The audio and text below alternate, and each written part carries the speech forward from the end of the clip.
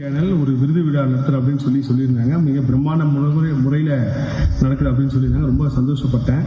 எப்பன்னு கேட்கும்போது கரெக்டாக மே மாதம் அப்படின்னு சொல்லிட்டு சொன்னாங்க. மே மாதம் முழுவதுமே நான் இமயமலை பயணம் இருக்குன்னு சொல்லியிருந்தேன். நிகழ்ச்சியில் கலந்துக்க முடியாது, ரொம்ப வருத்தம் தரும் அப்படின்னு சொல்லியிருந்தேன். இருந்தாலும் ஒரு பெரிய சந்தோஷம் என்னன்னா, இந்த ஐபிசி பிரம்மாண்ட பக்தி விருதுகளில் நான் துவங்கிய புண்ணியம் ஃபவுண்டேஷன் இணைந்து ஒரு கருவியா ஒரு சிறு அமைப்பா நம்ம சேர்ந்து செயல்படுறப்போ பெரிய சந்தோஷமா இருந்துச்சு.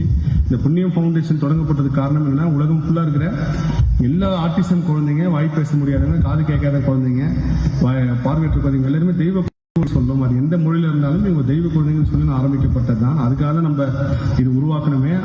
ஸோ அதுல இந்த ஆரம்பிச்சு கிட்டத்தட்ட இது வரைக்கும் ஒரு 62 குழந்தைங்கிட்ட செவித்திறன் மிஷின் கொடுத்துருக்கோம். அதுல ஒரு குழந்தை வந்து மிகப்பெரிய அளவுக்கு காக்லியர் மிஷின் சொல்லி அதை கொடுத்துருக்கோம். பார்வையற்றோர், வாய் பேச முடியாதவங்க, ஆர்டிசம் குழந்தைங்க இந்தியா ஃபுல்லாவே இப்ப நம்ம நிறைய இமயமலையிலும் இங்க கிட்டத்தட்ட ஒரு 3 தெய்வ குழந்தைங்களை கொடுத்தோம். அப்படிப்பட்ட ஒரு அமைப்பு ஐபிசி பக்தி விருதுகள் விழாவோட சேர்ந்து பயணிக்க ரொம்ப சந்தோஷம். எல்லாமே முருகர் அருள் தான். கொடுப்பதும் முருகனே, கொடுக்க வைப்பதும் முருகனே.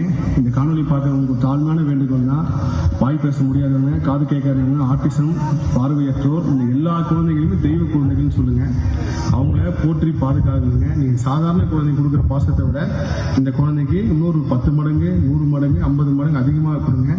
இவங்க எல்லாமே தெய்வத்துக்கு நிகரானவர்கள். தெய்வத்தோட ஒரு படி மேலதான் நான் சொல்லுவேன். ஏன்னா அவங்களோட ஆறா வந்து அவ்வளவு பெரிய அளவுக்கு நான் கர்மா ரிசர்ச்ல கண்டுபிடிச்சிருக்கேன். என்னைக்குமே ஒரு வாழ்க்கையில என்னாலுமே நம்ம ஏதோ பாவம் செஞ்சுட்டோம், அதனால இந்த மாதிரி ஒரு குழந்தை பிறந்துச்சுன்னு மட்டும் தயவு செய்து நினைச்சிடாதீங்க. அதுவே மிகப்பெரிய ஒரு பாவமா அமைஞ்சிடும். அதுக்காக நம்ம பல பேரை பெருத்து கஷ்டப்படுவோம். அவங்க எல்லாமே ரொம்ப புனிதமான குழந்தைகள். உங்க வயிற்றுல பிறந்ததுக்கு நீங்க தான் பெரிய புண்ணியம் பண்ணிக்கணும். எல்லாருமே தெய்வ குழந்தைகள் தான் சொல்லணுமே. நன்றி. ஐபிசி பக்திக்கு என் மனமார்ந்த நன்றி, இதுக்கு ஒரு வாய்ப்பு கொடுத்ததுக்கு. எல்லா புகழும் முருகனுக்கு.